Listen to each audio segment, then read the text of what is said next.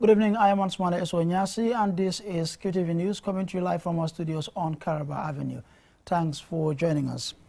Here are the main news headlines. The Gambia Chamber of Commerce and Industry is hosting a sub-regional forum on the African Continental Free Trade Area and ECOWAS-related protocols on free trade promotion. QCell, the most innovative and fastest growing network in the Gambia, on Thursday presented $100,000 to the National Youth Council for the National Youth Conference and Festival to be held in Banjul this December. And in sports news, we hear why Morocco's run to semi-finals of this year's World Cup was no fluke. But stay tuned as we bring you more on these and other stories.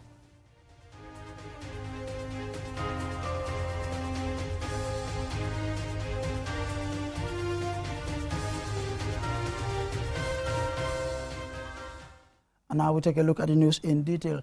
The Gambia Chamber of Commerce and Industry is hosting a sub-regional forum on the African Continental Free Trade Area and ECOWAS-related protocols on free trade promotion. The forum began this morning at the Kairaba Beach Hotel with participants from Senegal, Guinea-Bissau, and the Gambia. Suleiman Dabo tells us more. The Economic Community of West African States, ECOWAS, came into existence in 1975. When most of the participants at today's forum were not born. Almost 50 years later, the region is yet to implement its core objectives of trade integration and a single currency. This has denied the region much needed human and infrastructural development compared to other regions in Europe and America. The lack of progress is brought into sharp focus by these statistics given by the president of the Gambia Chamber of Commerce and Industry, Idrissa Masjo. An average European earns 23 times every year what an African would earn. An average American would earn 34 times. So what a European 18-year-old or an American 18-year-old, if he works 2 years, from 18 years to 19 years, he will be able to earn what an African would work 70 years to earn. Today's forum is aimed to eliminate or at least reduce these trade barriers to allow the free movement of people, goods and services within the ECOWAS region. Participants will discuss challenges and opportunities to implement ECOWAS trade protocols and the Africa Continental Free Trade Area. And speaking of challenges, a lot of those exist between the Gambia, Senegal and Guinea-Bissau, who, ironically, are three key trading partners. Ndeye Tabora from the Ministry of Trade, Industry, Regional Integration and Employment, representing her permanent secretary, spoke about the Gambia's commitment to regional free trade. Government of the Gambia is committed to the implementation of the ECOWAS Trade Liberalization Scheme, which is the ETLS, which has the potential to improve inter-ECOWAS trade.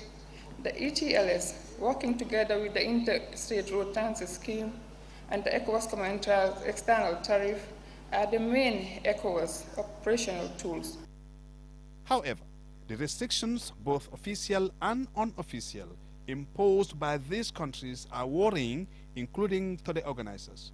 Shortly after the official opening of the forum, I asked the Secretary General of the Senegalese Transport Union, Mr. Gora Huma, about why Gambian commercial vehicles, except for 2 GTSC buses, are not allowed to operate in Senegal despite existing protocols which allow this. He confessed that the ECOWAS protocol prevents denying the free movement of vehicles, people and goods, adding that no limitation is placed on the number of vehicles that can get into Senegal and vice versa.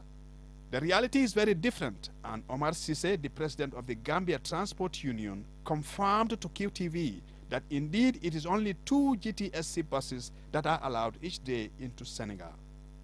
Official transportation is 2 vehicles per day. That's belong to GTSC and Dakar Demdik. The other.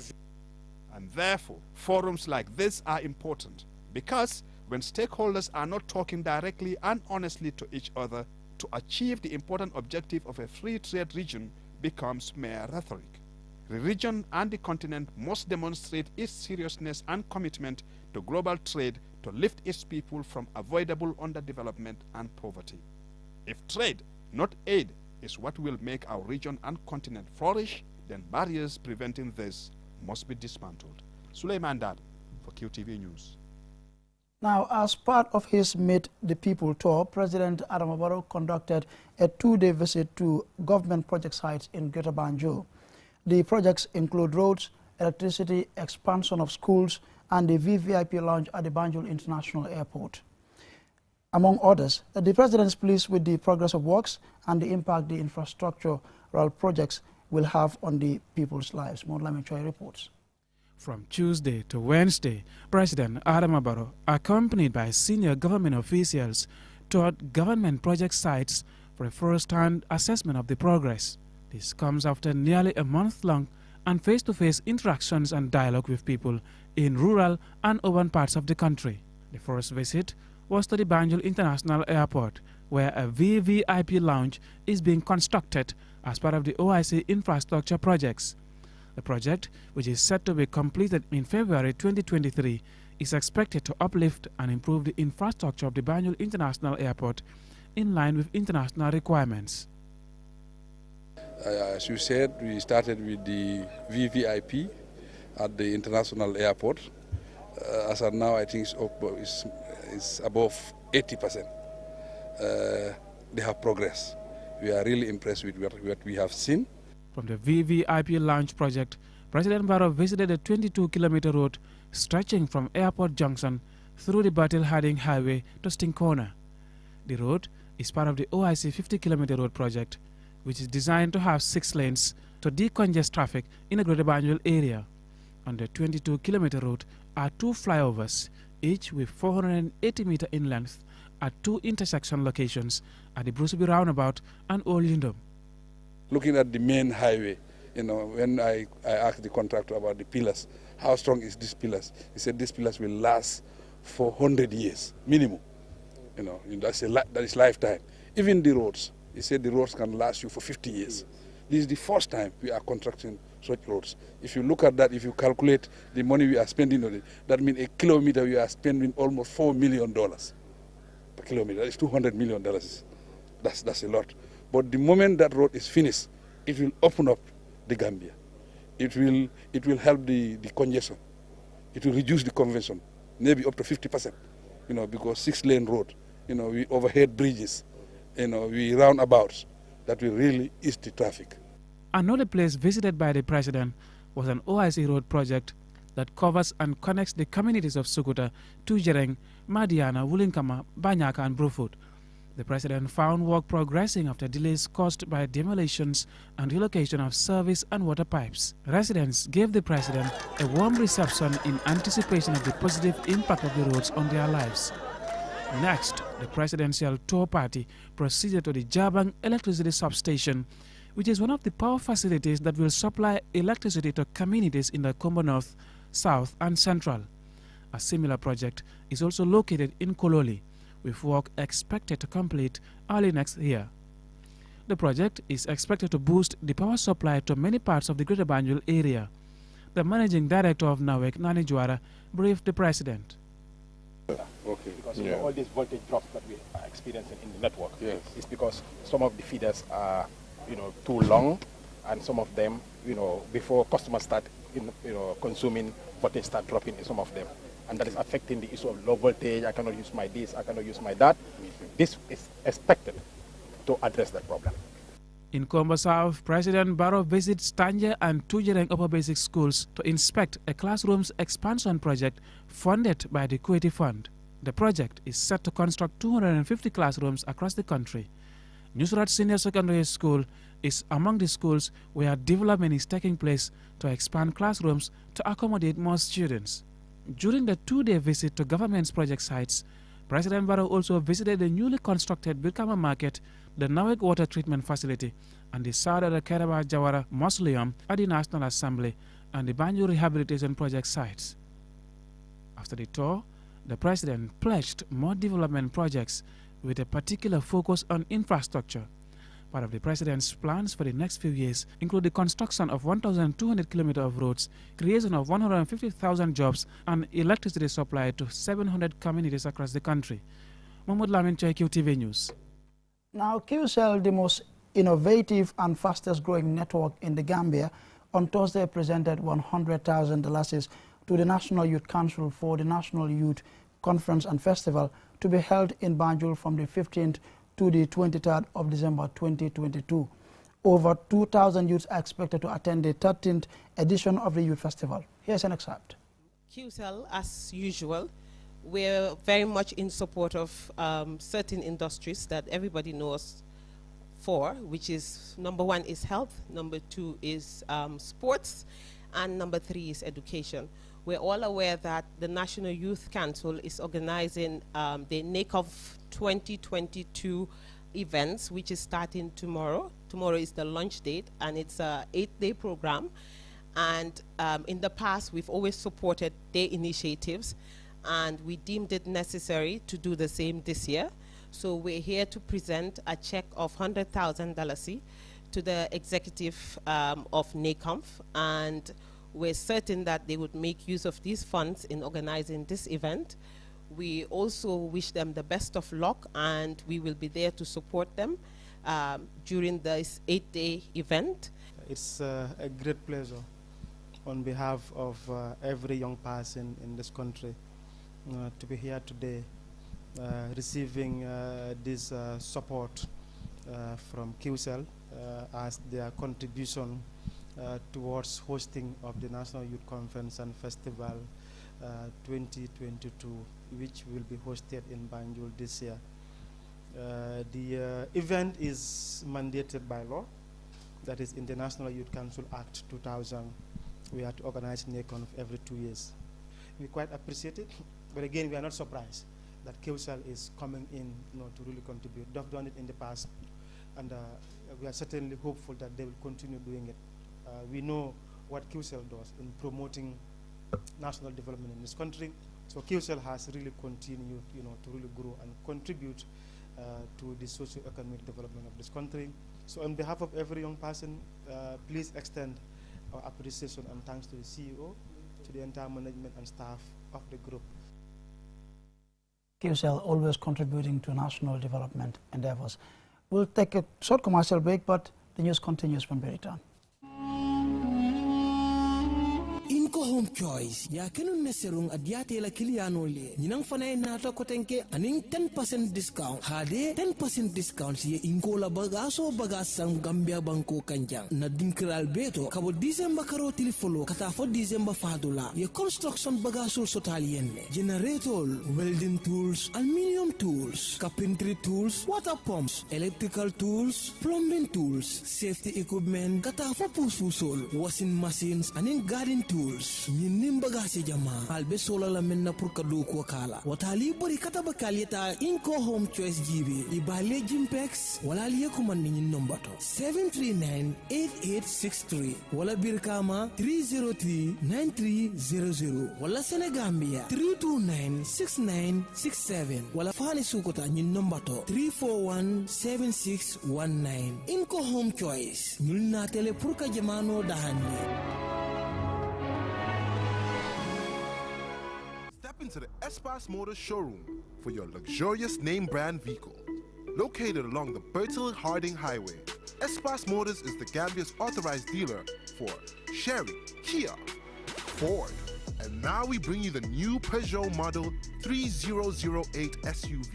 18-inch alloy wheels, 216 inches high ground clearance, keyless entry system, start and stop button, rear parking assistance system, reverse camera, adaptive cruise control with speed limit, LED daytime running lights, front and side airbags, 8-inch HD touchscreen. Not to forget our exquisite Peugeot Landtrek double cabin pickup with 2.1-liter diesel engine, 6-speed manual transmission 4x4, hill descent control, LED daytime running lights. Espas Motors, the authorized dealer for Peugeot. Visit us today or call us on 35-2222 or 353-4444.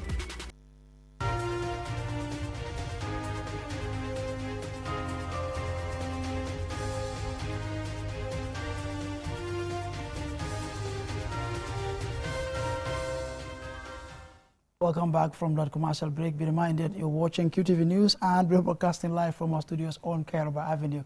I am Smile Sonyasi. Now, Smile Al Gambia Foundation, a non-profit organization geared towards raising awareness on issues of cleft lip and cleft palate, was launched on Thursday at the KMC office complex. QTV's Babukar Sise attended the event and he filed in this report. A cleft lip or a cleft palate is when a baby is born with an opening in the roof of the mouth, leaving a hole between the nose and the mouth. Smile Al Gambia Foundation was formed 5 years ago to provide access to quality health care, especially for poor children in rural areas who are living with cleft lip or cleft palate. Talib Ahmed Bensouda, the mayor of KMC, applauds the initiative. I see this as a worthy cause that needs a lot more attention than there is in our society. There is a need for increased public enlightenment, health education, to increase awareness and subsequently help develop more positive attitudes towards children with CLP. Today's launching of this initiative is what then encourages learning, exposure, and understanding of this condition, its possible treatment, and more importantly, to draw in closer to those affected. To let them know that as this council is one that includes all and leaves no one behind, and when called on, we will respond. To all affected by cleft, I stand with you, we stand with you. Abdullah A. Oba, an expert in cleft lip and cleft palate, spoke about the negative impact of the condition on parents and children and efforts by stakeholders for treatment. I thank Mariama for choosing this because this is something that is stigmatized. This is something that is a discrimination in our society. Every mother who bears a child of cleft lip always hide that child. They don't go out with this child. Always they associate it with a gene, they associate it with something that is a devil sort of, but this is normal. Currently, the Gambia, Smartren is working with the Gambia government to make sure that there is a pediatrician who should be trained to independently have a set-up structure, whereas every child born with this condition can be fixed. Dr. Okafo, a specialist in cleft lip and cleft palate, says most children with cleft palate are treated successfully with a series of surgeries to restore normal function and achieve a more normal appearance with minimal scarring. Mariama Bobo Jallo, the founder of Smile Al Gambia, has some good news for children living with cleft lip and cleft palate. She is optimistic about bagging the top prize at the upcoming Miss Gambia Beauty Pageant. The Smile Al Gambia Foundation and the Smile Al Gambia Cleft Lip and Palate Awareness, we're all about raising awareness, but also all these identified kids would be offered free surgery. We have Dr. Okafo and his team to offer free surgery and also do a follow-up of care for all these patients. The Miss Gambia 2022 grand finale is going to happen at Coco Ocean December 30th. I am optimistic that we will be bringing the crown back to KMC, both the winner and first runner-up. Susan Sambu, the first runner-up in Miss Gambia KMC, who is also planning to launch her project called Feed and Clothe Orphans, presented her project proposal to the Mayor Bensouda. Mariama Bobo Jallo was the winner of the Miss Gambia KMC 2022. With a strong passion to break barriers in the beauty pageants, Ms. Jallo has won 13 accolades since she started competing in 2015 while a student at Masroor Senior Secondary School. Babukar Sise, QTV News. Now, the Banjul International Airport Cooperative Credit Union on Thursday held its 18th annual general meeting at the new credit union complex located near the new airport terminal building. Leona E. Igwenjiba reports. The Banjul International Airport Cooperative Credit Union consists of the staff of the Gambia International Airline and the Gambia Civil Aviation Authority. With the completion of the new office complex, the credit union says it is in the process of improving its service and product portfolio as part of improving the lives and livelihoods of members. Bintunjai is the chairperson of BIACU. On a daily basis, I'm convinced that the theme for this year's annual general meeting, promoting financial health for a better tomorrow, is by no means a mere coincidence. Given the ever-increasing financial challenges we are witnessing in this day and age, it is therefore fitting that we use this AGM to reflect on how our credit unions could be used to provide and promote that all important cushions we all need to navigate the difficult economic times we are currently faced with. The meeting discussed and made decisions about a way forward for the union, including how to build financial security for members and mitigate their financial challenges. Idrissa Kasama, BIACO's treasurer, presented the financial statement for the year 2021. The union's income is made up of the following: annual membership fees, interest received on bank investments, and interest received on members' loans. Income generated during the year under review 2021 summed up to 4,012,660 as opposed to 4,235,779 for the year 2020. Abba Sankare, Registrar of Cooperatives, commended BIACO as the most successful credit union in the country and urges all credit unions to keep up the great work they do. As far as cooperative credit unions are concerned in this country, as the Register of Cooperative, I'm seeing them as the most successful as far as the cooperative movement is concerned.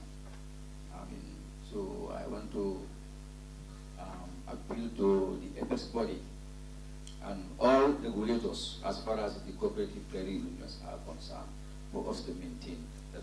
Lamin Cham, Managing Director of Gambia International Airlines, emphasizes the importance of quality customer service to grow and sustain the union. They say that as a business organization, the best thing to do in terms of competition is to provide the needs and services of your customers. That is customer satisfaction. But they say that that is a necessary condition. It is not a sufficient condition to compete. The sufficient condition to compete is to do it better than competition. The meeting also reviewed the progress made through the year and celebrated the hard work of the members, which contributed to the success of the union. The Banjul International Airport Cooperative Credit Union aims to offer quality financial and non-financial services in accordance with cooperative credit union principles. Reporting for QTV News, I am Lena Igwenyiba. Well, that's all about it for this edition, but do join us at 10 p.m. for another bulletin. Until then, thanks for watching.